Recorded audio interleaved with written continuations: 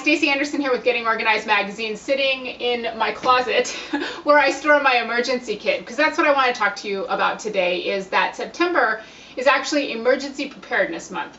Now, I live outside of Seattle, where we had a very large earthquake not very long ago, a few years ago, and I have to tell you, ever since then, I've had an emergency kit. And I wanted to tell you today that it's not as hard as you think. I think we kind of make it a much bigger deal than it is. So I just kind of wanted to walk you through my emergency kit. I store it in the hall closet right where the coats are so I can grab it and go when I need to. Now, the funny thing is, I think I'll be the best dressed evacuee out there. I have reused one of those bags that you get with your makeup or perfume purchase. So it is a little obnoxious in color, but it's perfect because I probably would have donated this bag anyway, and it is perfect for my emergency kit. And the other bag that I have is this bright pink bag, which is a Victoria's Secret bag that I got with a purchase there. So free bags that I got that I would have just given away anyway. So and then here's another bag that I think I also got for free. It's a Costco bag. So in here is my water, because they do talk about making sure that you have enough water for everybody. And this is really important, because if your water system goes down, if you want to cook, if you want to have sanitation, you want to make sure that you have water. So I just have two of these, I think they're, 1 gallon waters in this bag here.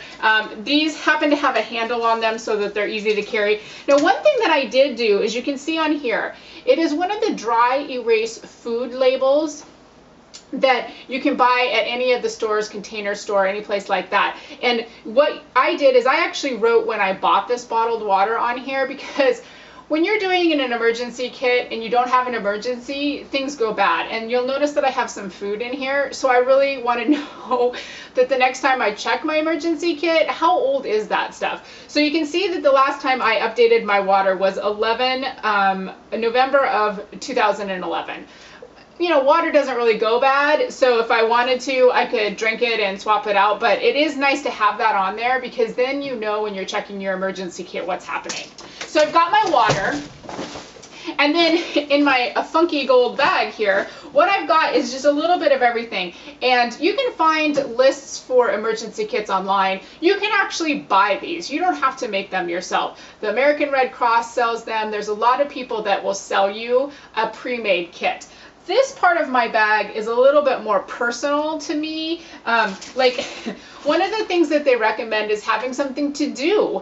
If you're out and about and an emergency happens, or, you know, earthquake, flood, something like that, you're safe, everything is okay, what are you going to do? If you don't have power, you have no TV, no radio, no computer, anything like that. So I actually put a magazine that I hadn't read in here. I even have a deck of cards in case I want to play cards. So I thought that was kind of an interesting thing that most people don't think about. Then in here I've got a variety of things. There's a personal care kit that includes toothbrush, hygiene needs, Band-Aids, medication, any hygiene care that you're going to need. I do have some baby wipes or clean wipes. Oh, this I actually did think was a good idea as well. Here is a list that I printed off of emergency contact information. So I happen to keep all my cell phone numbers on a spreadsheet just because I do.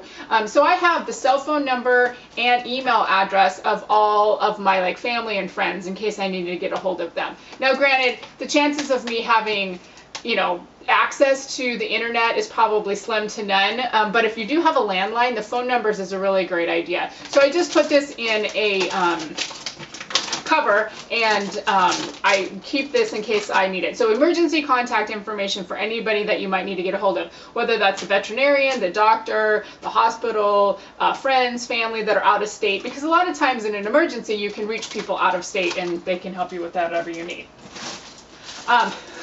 Purell, I've got a survival bag. Now, the other thing that you might want to put in here is I have some tools. Now, they always talk about having a can opener, because we always put canned food in our emergency kits, and if you can't open your canned food, it doesn't really do you any good. I've got waterproof matches, pliers, and a screwdriver, and a wrench. Again, chances of me needing something like that, but what if your water valve is spraying water and you have no wrench to get a hold of it? Now, again, 10, 20 feet away in the garage, I've got all these tools, but this is something that, boy, I can just grab it and go. Or let's say that you get displaced and you're at a friend's or a neighbor's house and they're having a problem. Again, you kind of have everything that you need in here. Let's see what else I've got in here. I do have medical gloves, Q-tips, cotton swabs, gauze, so there's kind of a medical emergency kit in here. Spoons and forks, silverware, in case you want to actually be able to eat your canned food. So this is kind of the, you know, non-food, non-clothing items that I would need. So kind of your medical kits and that sort of thing. Then over here in the bigger bag, which granted is a little bit too heavy to carry, I'm thinking about getting one of those carry-on luggage bags that has wheels, because you also have to think that if you're going to have to go anywhere and carry all of this stuff. Now I'm a small family of one, plus a dog and a rabbit. So if you have a larger family, this is going to be a much larger kit. So a lot of people put it in their garage, store it on shelves so that they can have access to it when they need it.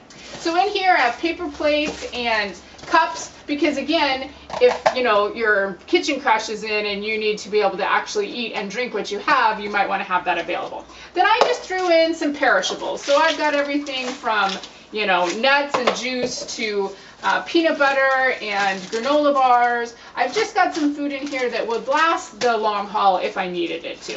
Now another thing that I did do is make sure to date these, because again, hopefully emergencies aren't happening on a regular basis for you. So I have dated these expiration dates, and these actually did expire already. And so today when I go through my emergency kit, I'm going to take out all the food, eat what I can, toss what I need to, and then replenish everything. TP, because, you know, gotta have some toilet paper. And then I have rags in case I need, you know, a variety of reasons to have those. I do have a really quick raincoat. I live in Seattle. A raincoat's important because I don't want to be stuck outside. If my house is deemed unsafe to be in, I want to make sure that if I'm out in the elements, I've got that space blanket that I had in my other kit, and then I have this. And then I have some clothing. So I've got, you know, the other thing is trying to pack for whatever weather you might be stuck in. But I've got everything from wool socks to long sleeve shirt to a pair of, you know, just sweats and a t-shirt in here, as well as another pair of long pants. So long pants, short sleeve, long sleeve. I need to get a sweatshirt in here and a blanket just in case I need that. But again, the emergency kit isn't to make sure that you're comfortable for life or that you're living at the Ritz. You just want to be able to have food, water, medical supplies, possibly some entertainment, because like I said, you might be kind of stuck out there in Never Land. And then just a few things like the tools and the rags and a variety of things that are going to help you in an emergency situation. So again, you want to make sure that you have just a little bit of everything. Now the other thing that I have in here, dog food. So I have a dog and a rabbit, and they are going to be in the same emergency situation that I am. So it's a good idea to pack any food for any animals that you have. And also, I don't have any prescription medications, but if you have prescription medications, high blood pressure, diabetes, any sort of thing like that, you want to make sure that you either have a copy of a prescription that you could take to a pharmacy, or you have extra pills or anything like that in here. So again, if you are stuck, you've got everything that you need. Now the final thing that you want to keep in here, which I have just realized I do not have in here. So along with my emergency numbers, email, telephone numbers, all that sort of thing. Let's just see if I didn't put it in here. It's a good idea to have a copy of a driver's license, any insurance cards that you have, whether medical or anything for your house. Because again, if you're truly stuck, if your house is condemned and you can't get into it, you want to have a copy of who you are so that if you need to get any services, and as well as if the insurance adjuster comes out and is looking at your place, you have that information readily available. Again, the point of emergency kit is to keep everything that you need in an emergency for a short amount of time to get you through what you need to get through and to help you get through it on the other end. I hope that you found this information helpful, and remember, September is Emergency Preparedness Month. If you have a kit, make sure you go through it. I've got to get rid of some really old crackers. And if you don't have a kit, Just get a bag and put a few things in it. Something is better than nothing at all. Stacy with Getting Organized Magazine. Have a great afternoon.